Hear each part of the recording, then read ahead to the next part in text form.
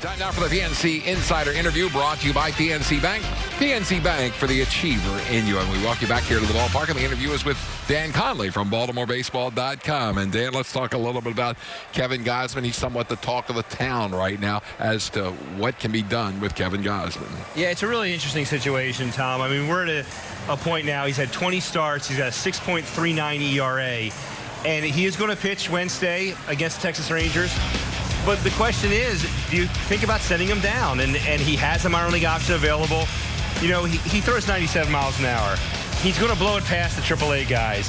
He needs to command his fastball, but he needs to command him against major league hitters. And so that's the question.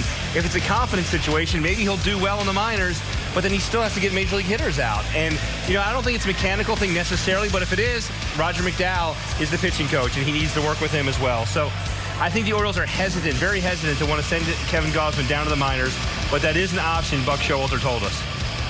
So from Kevin Gausman to Caleb Joseph. How about Caleb Joseph last night? Knocks in 2 of the 3 runs and hit another home run. What a difference a year makes, huh? Yeah, you know, last year he had 141 plate appearances and had no home runs and no RBIs. Last night he had 1 home run and 2 RBIs. You know, and Caleb, when they first signed Caleb and he was working his way through the minors, the question was, could he be a good defensive catcher in the majors? They thought his bat could play.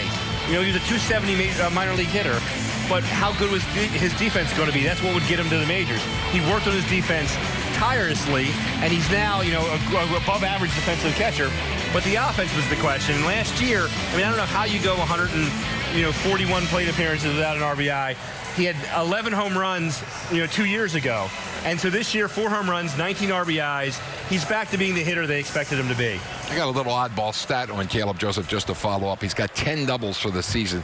That's 1 more than Adam Jones and 2 more than Chris Davis, which is really kind of interesting. That's crazy. Jake Arrieta started last night for the Chicago Cubs, the ex-Oriole. I know you probably had a chance to talk with him.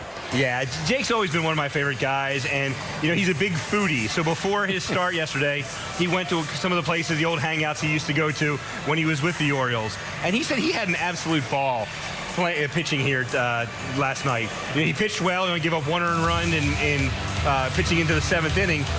But he loved the whole atmosphere. He loved being back in Camden Yards. He said there were some guys who were chirping at him in the bullpen, which he expected, and he really enjoyed the experience. And the interesting thing he said at the end, Tom, is that, you know, he really enjoyed his experience here, even though it wasn't very good overall in his time. And he feels like that made him the pitcher he is today. He's going to be a free agent at the end of the season. And he'll be a free agent at the end of the season. So he wants to make sure that ERA is lower than 4.17, and maybe he can bounce back and get as much money as he possibly can on the free agent market. Now, how about Jonathan Scope? Scope gets a 2nd start today at shortstop. Now, there is one reason I would think today that stands out. Yeah, I mean, you know, Jonathan Scope was a shortstop coming up, and he played up into 2013. He played shortstop at least 20 games in every year in the minors. In 2011, he got to Delmarva, and there was this other kid named Manny Machado, so he moved to 3rd base and then to 2nd base. But Jonathan Scope has the arm to play shortstop. He's a big guy, but we know that big guys can play shortstop in Camden Yards. Cal Ripken did okay for himself.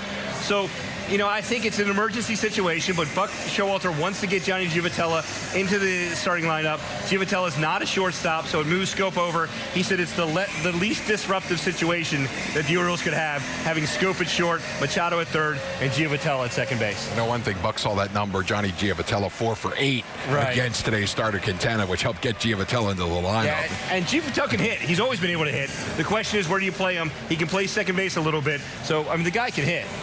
Check out Dan Connolly on BaltimoreBaseball.com. He's here covering the Orioles on a regular basis, and we appreciate him stopping by to be with us here on O's Extra.